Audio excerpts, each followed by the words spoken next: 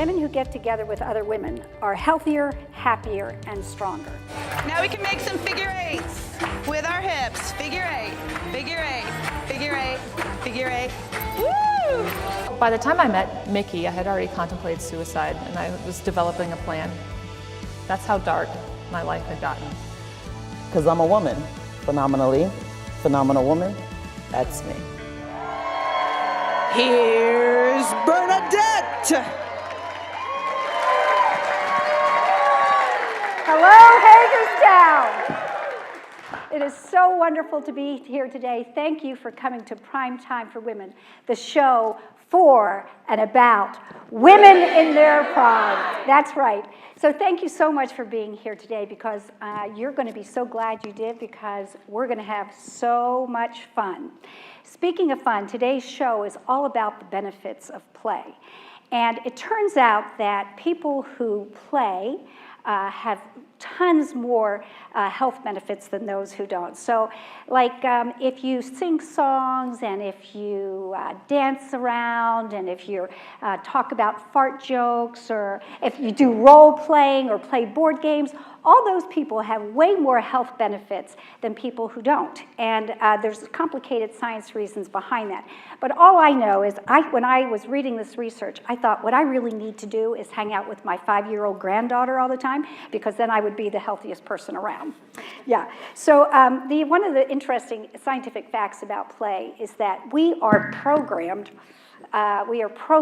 to enjoy spontaneous things that make us laugh. And that explains a lot why for 15 years I had to tell my children to stop with the potty humor and the fart jokes. I'm not kidding. And it also explains the movie Blazing Saddles and the campfire scene, if you know what I'm talking about. For a long time, we have known that play benefits children, and that it's a key element of healthy childhood development. But recently, scientists have been looking at the research for adults. And it turns out that play is also crucial for adults in terms of it increases fuels the imagination, it stimulates creativity, it improves problem-solving abilities, and it actually decreases stress because it lowers cortisol levels.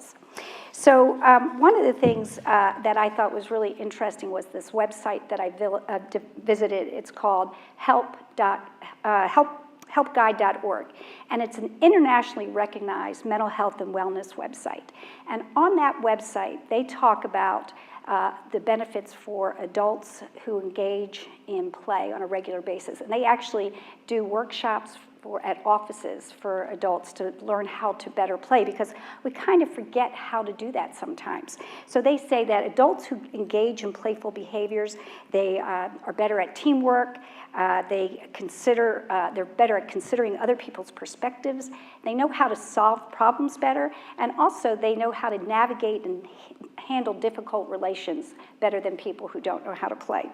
So this is one of the things where I would really encourage you to put away your cell phones and really engage with other people. One of the things that I thought was interesting was this whole idea that when we play, and when we play with our pets, or when we play with ourselves, when we play with our pets or by ourselves, there's tons more health benefits if you actually engage with another person. And this website talks about the detriments of having a screen or an electronic device, and they actually recommend putting away your screens and really being present to and intentionally aware of the people around you when you're engaging in playful behaviors. It lowers the cortisol levels, and that really improves your health overall. So I wanted to see, it seems like to me in this day and age of task-oriented society and just fast-paced living, and everybody has a goal, that in some ways we've sort of forgotten how to play, or maybe even sometimes forgotten how to laugh and how to be silly. And the spontaneous part of us has been kind of stuffed down a little bit. I got to thinking about when I was in junior high. I was 11 and 12 years old, 7th and 8th grade. There was this thing that we used to do, and don't know why we did it, except it was We thought it was funny, and we would get our friends in trouble, and we thought that was funny. But we used to make these funny faces across the across class and math class, and we go, things like that, and, pretend we're picking our noses and all that kind of stuff, just to make people laugh. And, it resulted in detention sometimes, but we didn't really care. But I was thinking that that's one of the kind of behaviors that we've outgrown, and we don't participate anymore. We don't enjoy the fun and spontaneity of that. So what I wanted to do today was to encourage all of you to think about that and join with me one more time in making a funny face, and we'll see if we can capture that on TV. Ready? 1, 2, 3. Oh, come on, yeah, there's some good faces. Yeah, and I'll also encourage you to post some pictures on Facebook of yourselves making funny face. And the person who posts the funniest picture, that person will win 2 tickets to next month's show, which is our season finale. So make sure you participate in that. The last thing I wanted to tell you about our guests today is that I believe all of them are very playful. I believe they're good at playing because they are incredibly creative, they know how to problem solve, they're collaborative, and they just enjoy life. They're fun and funny to be with. So today, I'm pleased to tell you that we're gonna have Leslie Whaley on our show. She's an incredible artist who's also a community activist. And as a community activist, she works hard to be the change she wants to see in the world. I've worked on lots of projects with Leslie.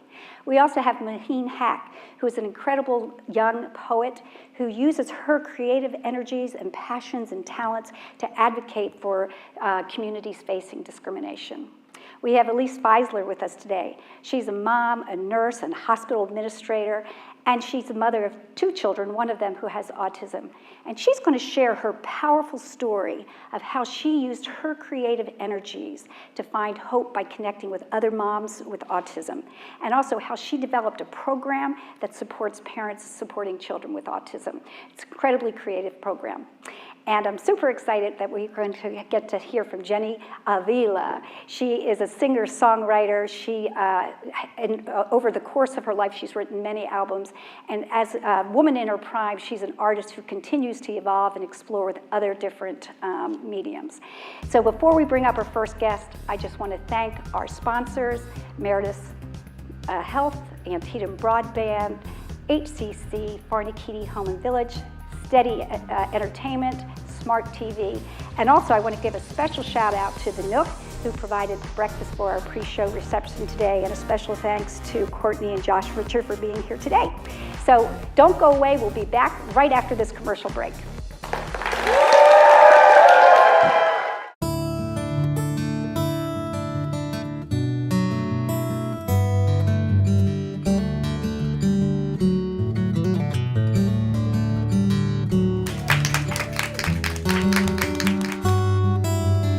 Honey, we finally made it.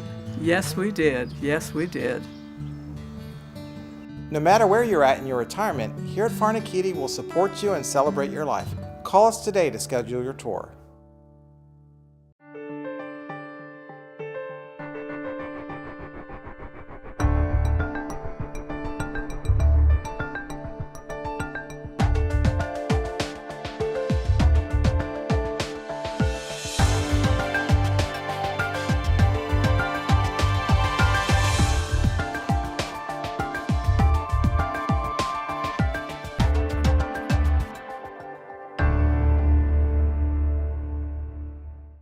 If you add it up, 12 spots a year for 25 years, close to 300 different commercials I've used Antietam Cable Production for.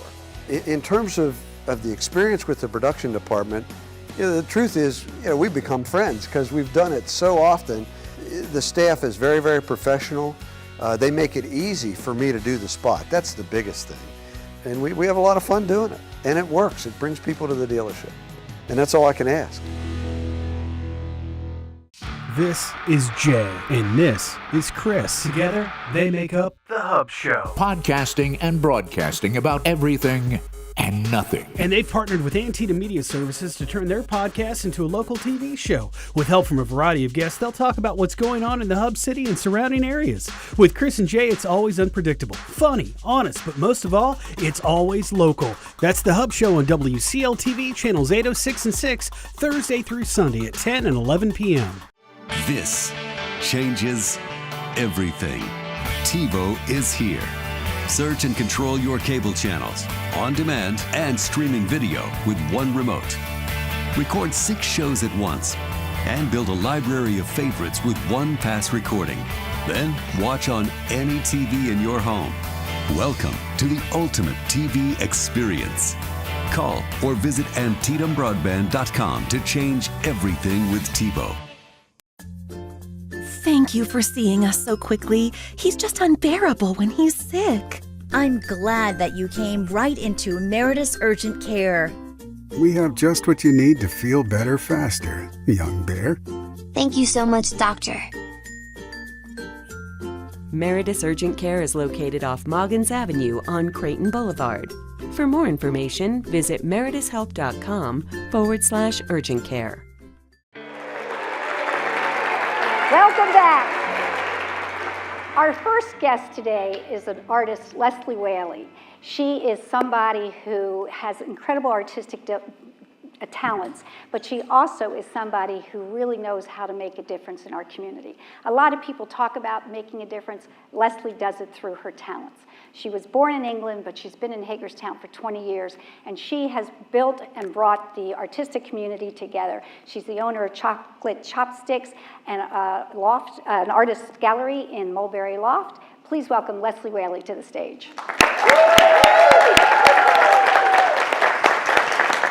Hi, Leslie. Hi, Bernadette. How are you doing? Very good, thank you. So, Leslie, I was going to get you first to talk to us a little bit about how I know that you are wildly creative. Is this something that developed over time, or were you born with the artistic gene? Did you do it as a kid? Did you play with it as a little? Yes, I did. It was always my favorite class at school, and it was the one I wanted to hang around and, you know, if you got detention, that was the class I wanted to get detention in. But yeah, I always loved being creative, and my parents painted a little bit when they weren't working very hard, but it's really grown as I've got older. Okay, and do you remember when you decided to pursue your art as a career? Only a few years ago. Okay, yeah. And tell us a little bit about that. I painted watercolors. A lot of people do in England. It was the less is more, little landscapes. And then I took a class on acrylic painting, and I fell in love with the colors and the boldness. And I got home and I was like, I just went and bought a big easel and a huge piece of canvas and started painting. And I just discovered, and it was very strange because a few weeks ago I was unpacking boxes and I found my art from school.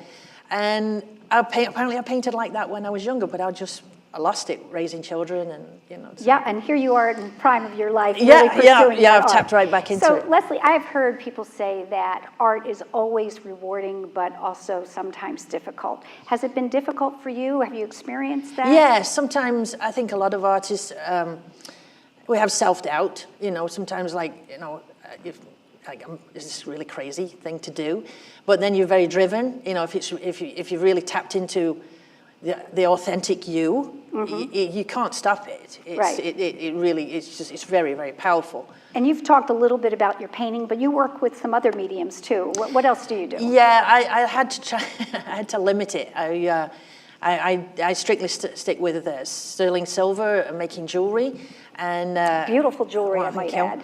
And my acrylic abstract painting. Yeah. So. You're a major force behind our local art scene. You have done exhibits in lots of different venues.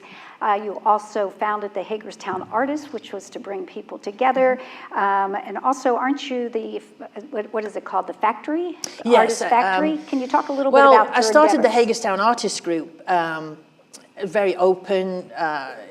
It's not about talent. It's not about if you can paint the Sistine Chapel roof, if you can do stick figures, but you feel very creative. So we have fabric artists, we have clay artists, we have poets, we have tattoo artists. And it's a very open, welcoming, no elitism at all group.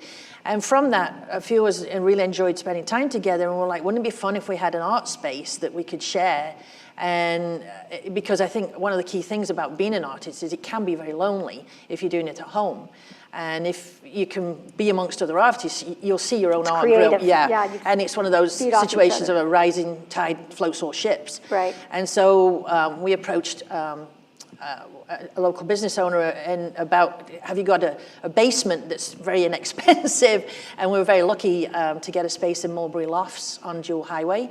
And we're very lucky because we're underneath the Nook coffee shop, which is a happening place. It's bringing a lot of people in, and it also smells really, really good when you're working. Yeah. So my easels are actually right under where Josh and Courtney make the coffee. So yeah, it's very good. And they have baked goods too. And one of the things that the Hagerstown Artist Group does is they do a lot of events in the community. And one of my favorite events, I mean, I know a lot of artists who do face painting. Leslie and the Hagerstown Artists one time at the Baby Palooza, they painted pregnant women's bellies, and some of the images were just like these beautiful underwater scenes or these galactical space, and it was so different, and it was such a gift to those women. I'm sure none of them wanted to go home and take a bath. Yeah, it was, some people, it was quite amazing to watch because we did a lot of face painting, but the pregnant belly painting was new to me. I didn't know about it. But we actually had airbrushing, and they got to choose whatever the subject was, and then we had a professional photographer there who took pictures of their pregnant belly. Yeah. And a lot of the women said they felt so much more confident and happy within their body once they'd done that. It was amazing to watch. Yeah. So I have an exciting thing to tell the audience today. Leslie is going to paint a painting for my new office. I'm so excited about it. And she had this idea that she was going to talk with you, all you women in your prime, and get some inspiration for the painting. So I'm going to pull this little easel up here, and Leslie, you can take it away, and I'll write down whatever you want me to write down. So a lot of my work, I tap into emotions and things happening in culture at the time. And so it makes it very pleasurable and very easy for me if I can remember how you feel like at this time in your life, and I hope you can tap into that now. But it helps me choose my colors. So if there's a color that you really enjoy at this time in your life, if you'd just like to shout out some of your favorite colors, that would be really cool. Lavender. Okay. Pink, yes. Lavender, that's my favorite go-to color. Pink, blue. Yeah. What was the other one? Yellow. Yeah. Ah, nice, confident colors. Okay.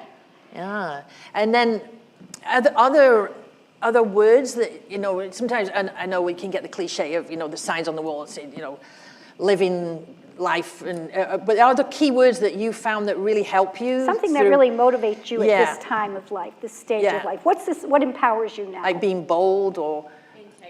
Integrity. Yeah, that's a good one. Yeah. Friendships. Yeah, it's very important, isn't it? Wait a minute. Gratitude. Yeah, okay. That's a good one. Yeah. Yeah. Nice. Oh, I like that one. Yeah, that's a. Okay, this is my painting, so keep going, guys. Yeah. And are there any, when you're doodling, you're on the phone or you're talking to someone, you doodle, what sort of shapes do you enjoy? Is there some shape you've always gone to your whole life? I know I have one. Daisies. Sorry, what? Hearts, yeah. Smiley face. Spirals, yes. Infinity. How are we doing, Bernadette? Are we getting? Yeah. Have you still got? It's got her canvas here. Yeah. So, I do have to tell you something. This little easel is actually on a. I did a paint night with Leslie and the Hagerstown Artists, and I couldn't find my real easel today, so I just covered that one. But it's kind of fortuitous that I'm using this here with you again today because you helped me paint that. That was a fun evening. That was really fun. Yeah. Okay. Anything else? We said communication.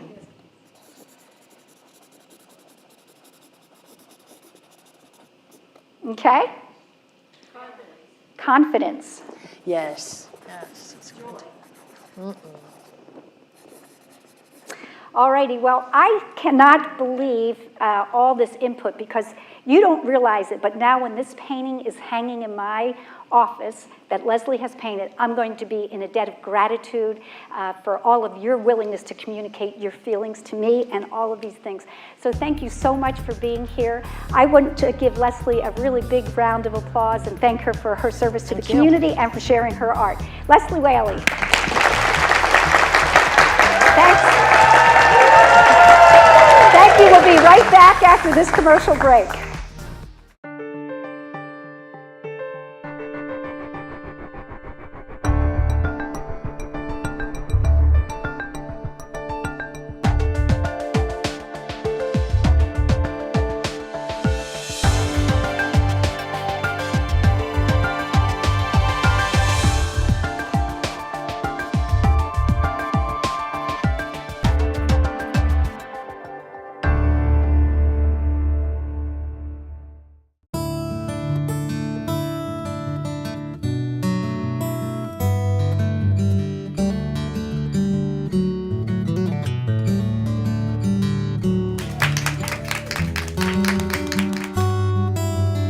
Honey, we finally made it.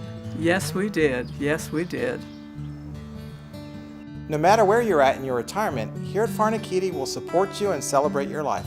Call us today to schedule your tour. This is Jay, and this is Chris. Together, they make up The Hub Show. Podcasting and broadcasting about everything and nothing. And they've partnered with Antietam Media Services to turn their podcast into a local TV show. With help from a variety of guests, they'll talk about what's going on in the Hub City and surrounding areas. With Chris and Jay, it's always unpredictable, funny, honest, but most of all, it's always local. That's The Hub Show on WCL-TV, channels 806 and 6, Thursday through Sunday at 10 and 11 p.m. Thank you for seeing us so quickly. He's just unbearable when he's sick. I'm glad that you came right into Meritus Urgent Care. We have just what you need to feel better faster, young bear. Thank you so much, Doctor. Meritus Urgent Care is located off Moggins Avenue on Creighton Boulevard. For more information, visit meritushealth.com/urgent care.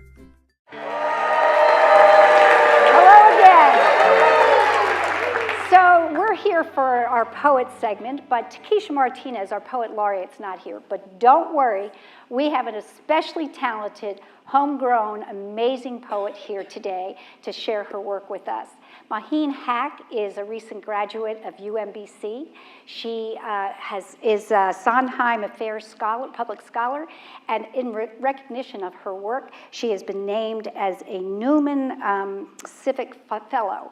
Maheen has studied global studies, and she is passionate about making a difference in the world, especially working for and advocating for those who are facing discrimination. Maheen shares her poetry all around the world. She recently went to Jordan, where she helped Syrian refugees. She speaks out about that. She also advocates for women's rights. So please welcome Maheen Haque to our stage.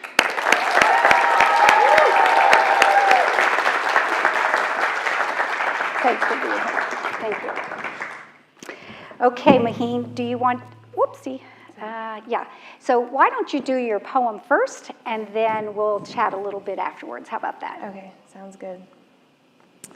Can I stand? Sure, you can stand. Okay, this is a poem I wrote for my mom. Daughter, you look at yourself and I know what you see.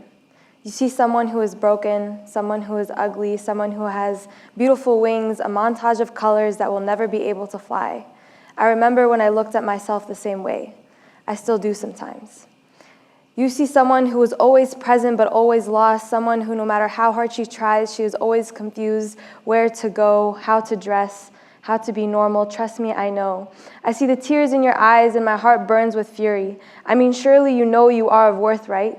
So don't let anyone hold you back. You are a wild horse that people are trying to tame, a beautiful bird caught up in a treacherous game. So when they try to capture you and tell you that you are not beautiful, that you are too loud, that you are too strong. When they repeat the same words that were said to me, do not comply but defy with every fiber in your being. Go put up the fight that I and the generation of women have fought every single day. Understand, my daughter, that you are a legacy and that you carry my soul with you wherever you go. Here is my trust. Take it and wear it as a crown upon your head wherever you go. Here is your flag of honor. And so even if your desires come at you in the war inside your heart as an army of 1,000 men, don't you ever let this flag fall.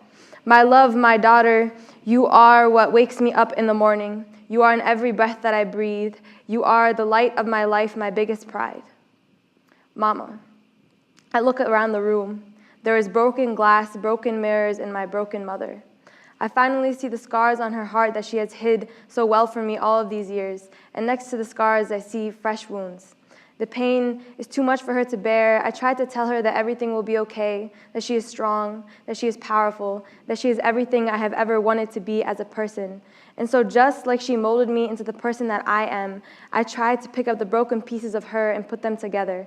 How do I tell you, Mama? How do I thank someone that raised me, that fixed every single part of me, that had no idea what she was doing but saw a light in my eyes when I saw public servants, who called everyone she knew asking how I could get involved in politics at the age of 12, who campaigned on the streets of downtown for hours upon hours just so I would understand that I can make a difference in the world, who tells me that I can run for Congress at the age of 18 when that is literally illegal, who, when I am broken and scared and afraid, will force me to stand up straight, chin up, shoulders back, and start fresh, because failure is never an option.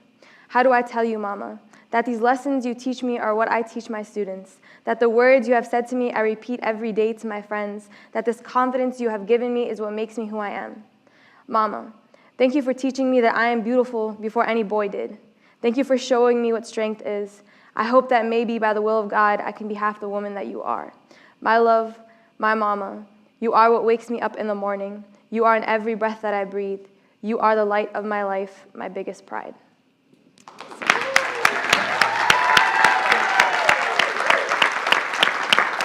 So I'm sure that you see why I asked Maheen to be on today's show. Such power, such passion. I can't imagine what her mom must be feeling. Thank you so much for your work on behalf of your daughter and for your celebration of that special relationship.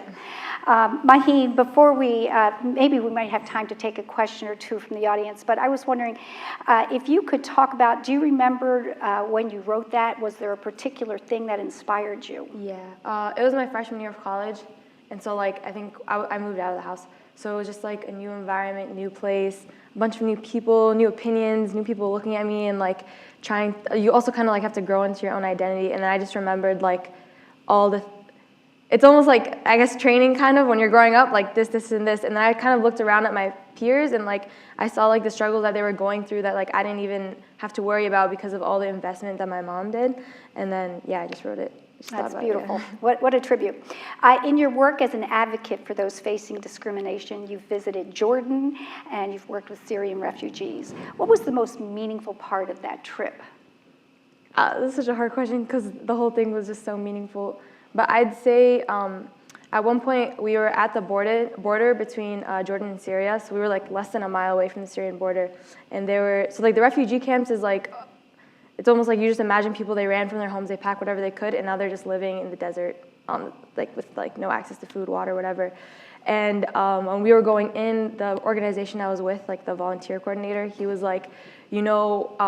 they're from the town that's right here. So here's the line, here's Jordan, here's Syria, right? Jordan is safe. And they said that their family is still in Syria. So when their family is getting bombed, the ground shakes physically where they are. And so they'll be living their lives, doing whatever, and they all start crying. And then with that understanding, I came in, right? And I just see these kids just playing soccer. And it was just baffling to me that childhood is still alive and happiness and love and generosity is still alive there. And at one point when I was visiting one of the families, she was just telling me that I don't have food, I don't have water. She tried to work at a farm, and because they're not citizens, they don't really have rights. So she worked for 3 months and didn't get paid. And she's telling me all this stuff, and I'm oh my God, and I'm leaving. And she's looking around her room trying to give me something, because it's a part of the culture that whenever someone comes to your place, you give them something. She literally has a single cauliflower, and she gives me the only food that she had. And yeah. So it's just the amount of love and willingness to give, even though like we have everything and we're not willing to give. Well, I'm sure that was a really meaningful experience. I thank you for being here today and sharing that with us and being an example of an inspiration to all women of all ages, especially for those of us in our prime. Maheen Haque, ladies and gentlemen.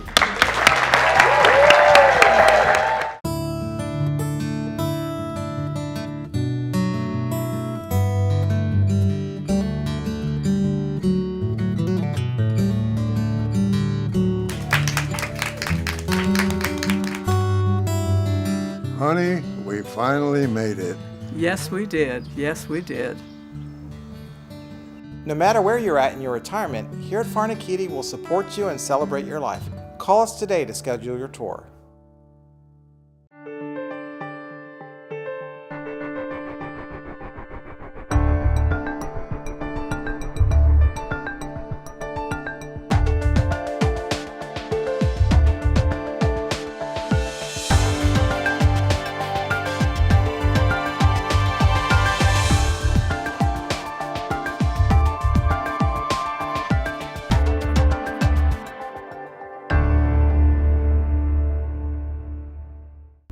This changes everything.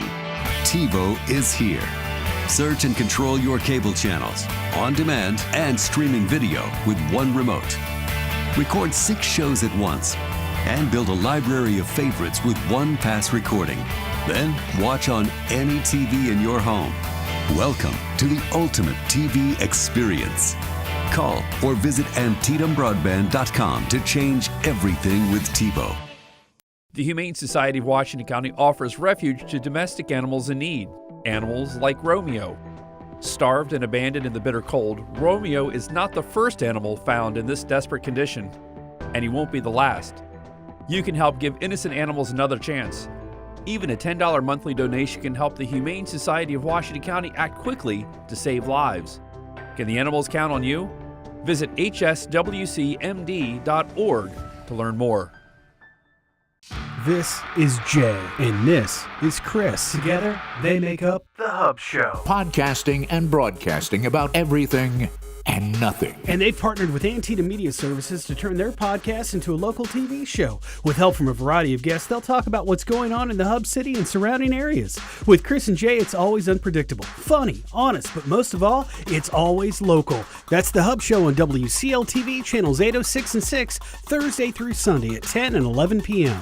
If you add it up, 12 spots a year for 25 years, close to 300 different commercials I've used Antietam Cable Production for. In terms of the experience with the production department, the truth is, we've become friends because we've done it so often. The staff is very, very professional. They make it easy for me to do the spot. That's the biggest thing. And we have a lot of fun doing it. And it works. It brings people to the dealership. And that's all I can ask.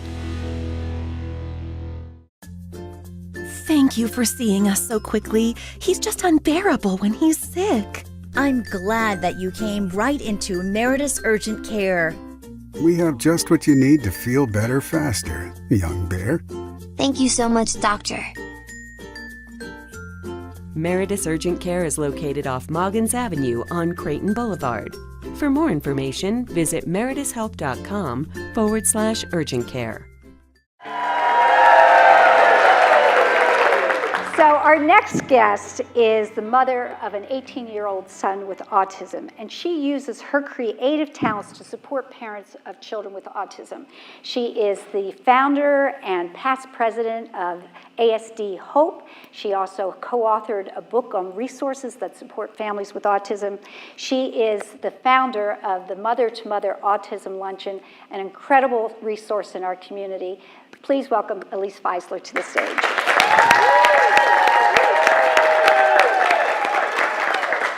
Welcome. So glad you're here. Thank you. It's a pleasure to be here.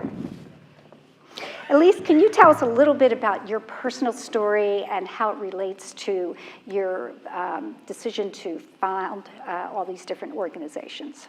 I can. Gavin entered this world a little difficultly, so he wound up spending 17 days in the NICU right after he was born. And then once we brought Gavin home, We figured out he didn't sleep, and he liked to cry a lot. So in working through all of that, motion and water were two things that seemed to settle him, but not a lot else did. So as a new parent, you already don't get a lot of sleep. We really didn't get a lot of sleep with Gavin. And as he was growing, he was meeting the physical milestones, but we were really seeing a lag in speech, language development, and also in some behaviors. He loved to line things up. He loved to watch anything that did any kind of spinning, fans, those kind of things. Keeping clothes on was a challenge. So he loved to jump. And then as we kind of moved through that and I started to have questions about it, we went to visit our pediatrician at his 24-month appointment. And I said to the pediatrician at that point, I think he has autism, because in doing my research, I'm a nurse by training. So in doing that research, as I was reading through that, it was like, Gavin, Gavin, Gavin, Gavin.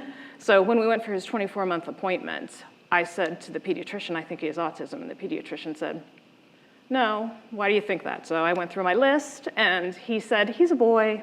They develop language slower.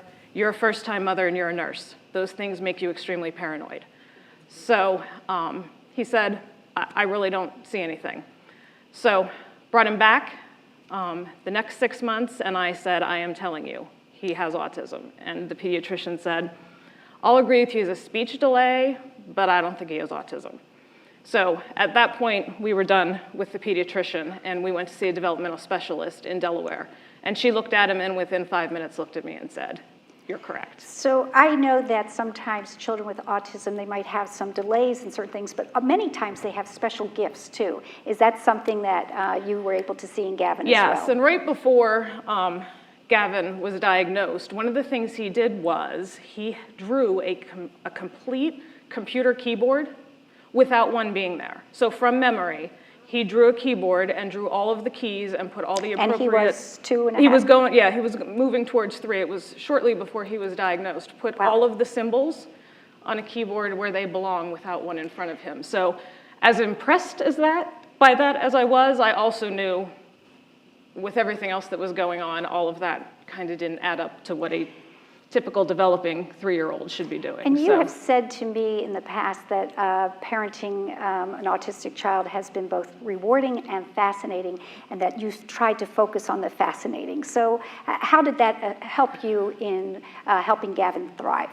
So I've learned 2 phrases that I've kind of used through my journey for the past 18 years with Gavin. And the first one was given to me by a parent who was further down the road in their journey.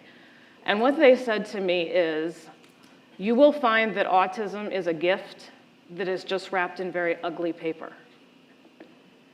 And you have to kind of let that sit until you think about it. But many of the gifts that we receive through our lifetime show up wrapped in very ugly paper. But as you unwrap them, we often find out that those gifts are the gifts that give us the most and help us to grow the most and allow us to be able to give the most to other people as well. The other one that I've kind of learned through this is what autism has taught me is to look beyond the obvious to find the mysterious. That's great. That's beautiful. Elise, I was wondering if you could really quickly talk about founding ASD Hope and what that stands for, and also maybe talk a little bit about the Mother-to-Mother Luncheon. Sure. So early in my journey, I was connecting with other parents, because you find in the autism journey, the people who know the most are the other parents. And the people who can get you to what you need to know the fastest are other parents. And so not having to reinvent the wheel. So as I was going through that journey and meeting other parents, we were kind of talking and said, okay, why is this so hard for new parents? So we created an organization called ASD Hope, and the Hope stood for Help, Options, and Parent Empowerment. And what we did is we did orientation meetings for parents who had newly diagnosed children, so that we could kind of cut to the chase of what they needed to know, because healthcare providers, therapists are outstanding and extremely valuable, but they all give you stacks and stacks of books and pamphlets. So literally, till you're all done and have a kiddo who's newly diagnosed, you're sitting with a stack of stuff this big and thinking, where on earth do I even begin? So we as parents wanted to make that stack be like this big of this is what you need to know to get started on your journey. So we created a resource book that we gave to parents, and we did parent orientation programs with parents. And you know, that's such a help. And not only that, your creative energies didn't stop there. You went further to found a mother-to-mother Yes. autism luncheon. Yes. So talk a little bit about that. From that experience, from the experience of putting ASD Hope together and spending a lot of time with parents who had newly diagnosed children, and through my own journey, I started to have questions about my faith. Where did the God that I had a relationship with fit into having a special needs child and raising a special needs child? And as I was doing these ASD Hope orientation meetings with other parents, I was seeing that question surfacing. And I noticed that a lot of it either had people run towards their faith and what they perceived as their faith, or people became very angry and kind of became very disconnected from a faith that they may have had their whole entire life. So as I was kind of watching that happen, this still small voice kept saying, you need to do something about that. You need to do something about that. You need to figure out how to help parents work through that. And I myself was working through it too, and still work through it. And so from that still small voice kind of guided me towards doing a luncheon. So we bring a speaker in to speak with moms of kiddos with autism, and we do a beautiful luncheon where people set up tables, and the moms are able to come and be served a luncheon while they hear the speaker, and that is totally free. To right now, the first one we did was 128 moms, and that started back in 2007. We are getting ready to do our 8th luncheon in 2020. Totally free to the moms. We do provide childcare as well, because early on we learned that a lot of times the moms who most needed to be there were the moms who also would struggle to find childcare. So we provide free childcare for those 200 mothers, and it right now has moved up to about a 6-hour event. Yeah, and for the first time this year, you have something for dads too. Yes, I have been getting many requests over the years of, this is great that you do it for moms, can you please do something for dads? So I'm excited to say that in September of 2020, we will be doing a dad-to-dad breakfast. Not quite as elaborate as the mother-to-mother luncheon is right now, but it will be a breakfast for the dads, and then we will also have a speaker for the fathers, and that speaker has authored a book, and they'll all receive a free copy of his book as well. So that's in September 2020. Well, Elise, I so am grateful for this information that you have today, that you shared today. When I met with Elise last month, she said to me, when you've met one person with autism, you've met one person with autism. And I love that, because all of us are unique. We all have the things that are special about us, and we all have our own struggles, his and her issues, no matter what. And to me, that message carried out to the autistic community is really important. One of the things I did want to announce right now is that we give special recognition to the largest friend group that attends the show, because we encourage people to do things together, because that's health protective. So at this time, I'd like to say, all the people that came to support Elise or people with autism, please come on stage and be recognized.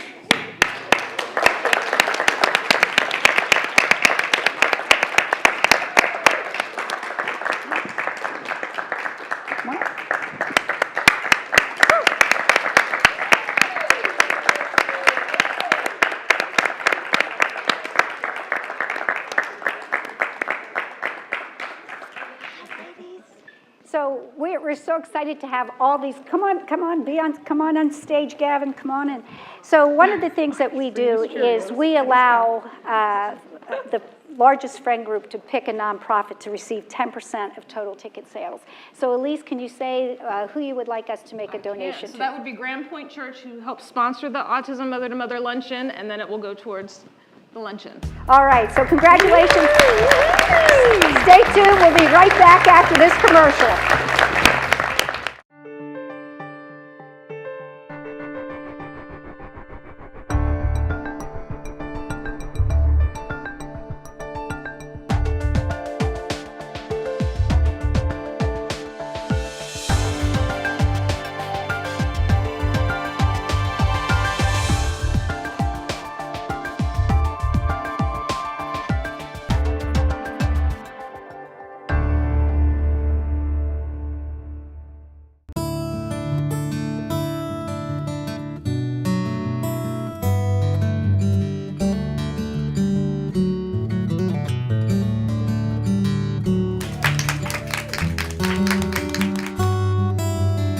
Honey, we finally made it.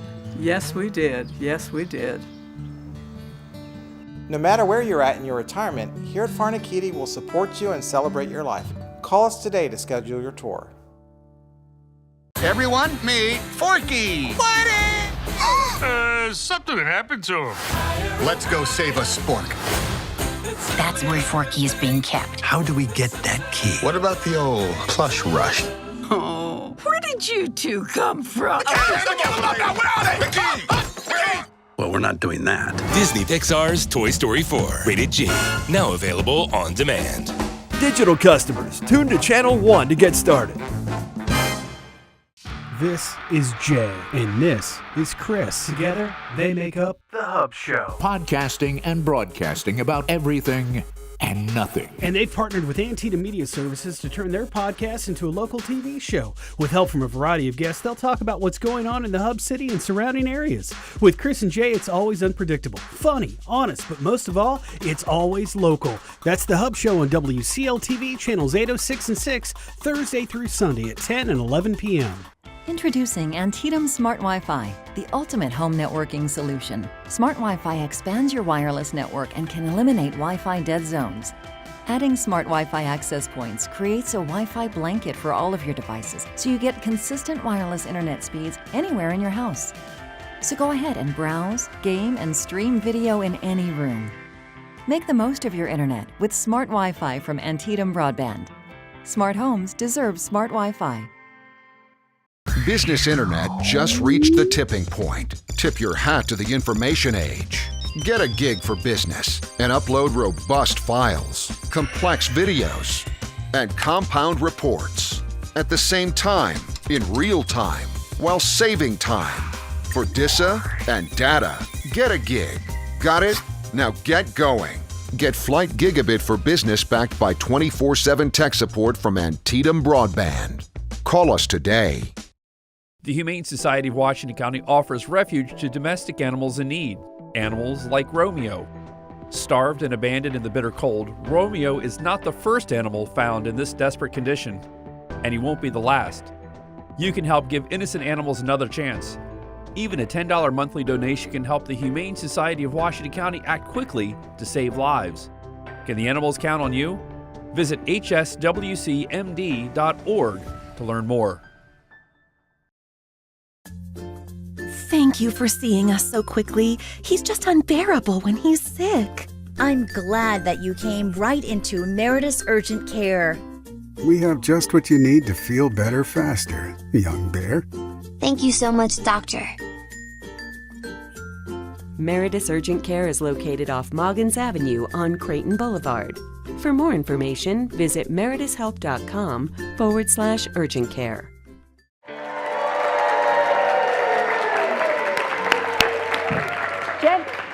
Jenny Avila is a multi-talented, incredibly creative artist. She's a veteran singer-songwriter. She's opened up for many famous musicians, for Pete Seeger. She's also performed with Open for Robin Williams. She is not only a singer-songwriter, she is a creative being in many, many different dimensions and mediums. Jenny, thank you so much for being here. Thank you for having me. It's an honor to share the stage with these other women that, oh my goodness, So they're incredible. Yeah, as an artist in your prime, you kind of do it all these days. You started out as a singer-songwriter. So maybe just tell us a little bit about your career. I know you've written like 10 albums or something like that. Yes, I actually started performing on the road. I hitchhiked across the country in 1973, something like that. No credit cards, no cell phones, just, let's sing, somebody pick me up, oh Lord. Yeah. And nobody could hear me make mistakes. It was wonderful. And what musical training did you have prior to your career? Did you have some technical training? 2 years of piano, 5th and 6th grade. My mom tried to teach me. She was a classical pianist who decided to become a nurse so she could have 5 kids, right? But she and I were like butting heads. She passed me off to a neighbor who was an excellent teacher, and eventually I butted heads with her too. So you just kind of did it your own way. Yes, I'm self-taught. That's great. So I mentioned that you've opened up for Pete Seeger, and Robin Williams and Janis Ian. Do you have a favorite story about opening for any of the well-known artists? Who do you want to hear about? Pete Seeger. Okay. He's really tall. And he's very community-minded. There were a lot of performers at this particular event. There was a band backstage who could play good square dancing music. And as soon as they started to warm up, his whole family, Pete Seeger's whole family, formed a square. And there was one empty space. And I jumped in. I got to be Pete Seeger's dancing partner. And let me tell you, he was a good 30, 40 years ahead of me, right? I've been around a lot longer, and I could barely keep up with him. He's like jumping up and down, right? So we got to perform Guantanamera with him. I think he was impressed with my bird calls. Oh, that's super. So Jenny, you also now not only sing and write music, you also are a painter and other kinds of arts too, right? Exactly. So you have evolved over time. So can you talk a little bit about your painting? And I've been evolving in circles because actually I was in art school when I decided to go on the road. Hit the road, right? Yeah. And on the road, I just had room to take a little sketchbook with me, but now I've evolved into acrylic painting, and I just really love it. And the arts just work sort of as a triangle for me, the poetry, writing, and the music, and the art. If one field goes fallow, I can depend on the other one and say, I can name this painting like half a haiku, kind of thing. So they all work together and inspire each other. And when you first started, was there anybody in particular that was really an inspiration to you? Well, my mom playing piano. I used to fall asleep listening to Bach, Beethoven, Mozart, and all those great swing songs from the 40s that, Stardust and Laura, all those great songs. And at this stage in your life, you said to me that being on the road is a little bit more difficult and that you like to make more time for your relationship. So who are you making time for in your life these days? Well, my husband, who's a ceramic artist, Steve Wright, and he has a ceramic studio here in Hagerstown. I have 4 granddaughters, and one of them, the 8.5-year-old, just got accepted into the Philadelphia Youth Orchestra. Oh, and yay.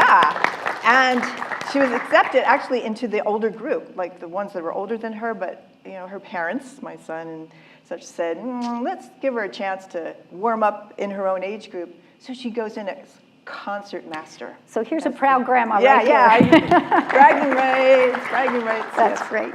Well, Jenny, I know that you're going to play some music for us, but I think we have time just to take 1 or 2 questions from the audience. So who has a question for Jenny?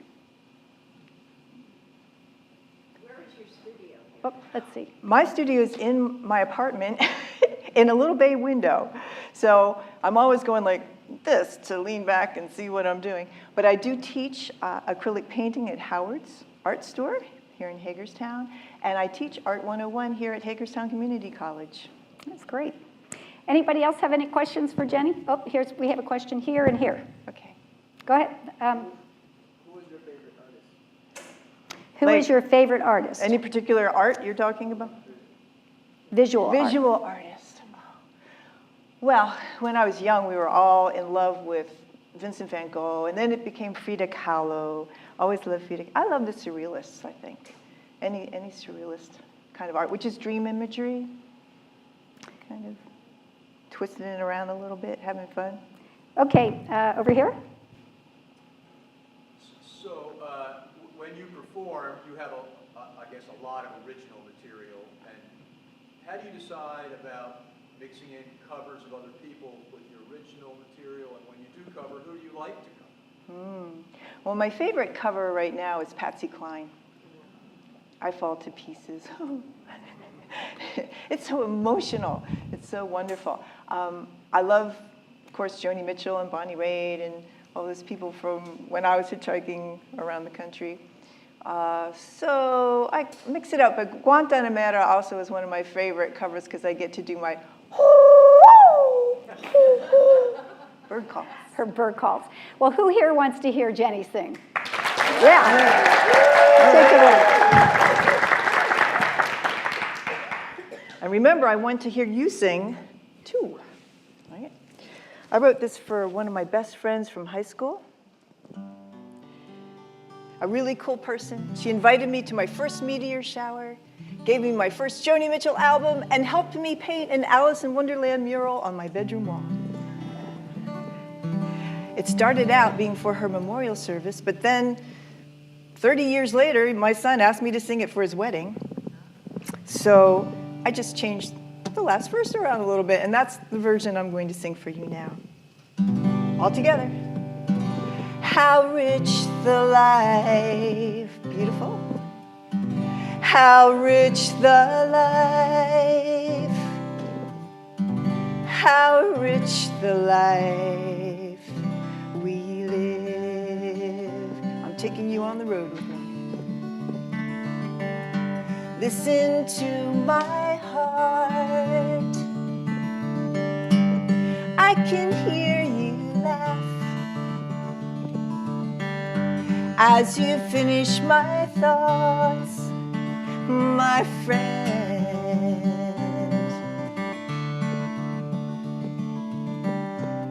For the meteor shower, we put the lounge chairs out in the middle of the field, in the dark, and saw the sky cry diamonds.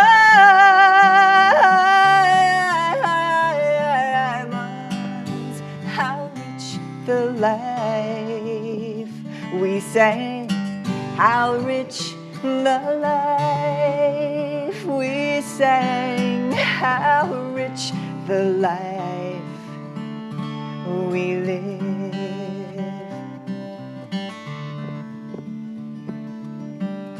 Impossible dreams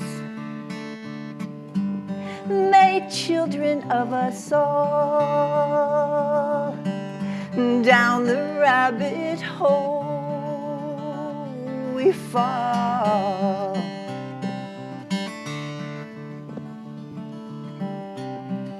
And eat and drink and grow and make our heart a home, and often wonder why and wonder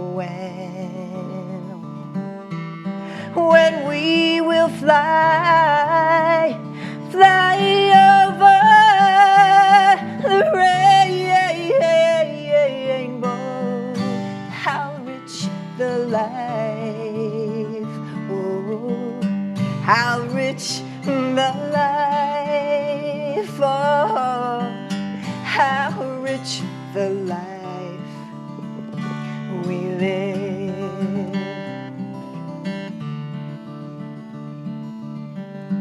I will cherish you. There's magic in your name. Oh, I will always cherish you. Ah, to love you is my privilege and my gain. Oh, how rich the life, sing it.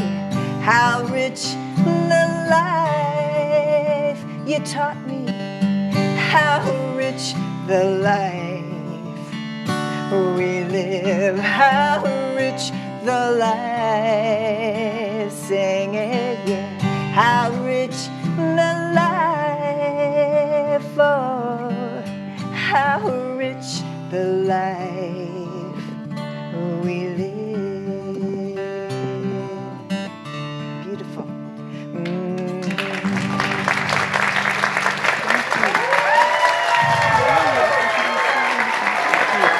I want to thank Jenny for being here and for encouraging us and inspiring us to live enriched lives. I invite you to go forward and go out into the world and share your treasures, your gifts, and live a rich life. See you next time on November 2nd. Take care.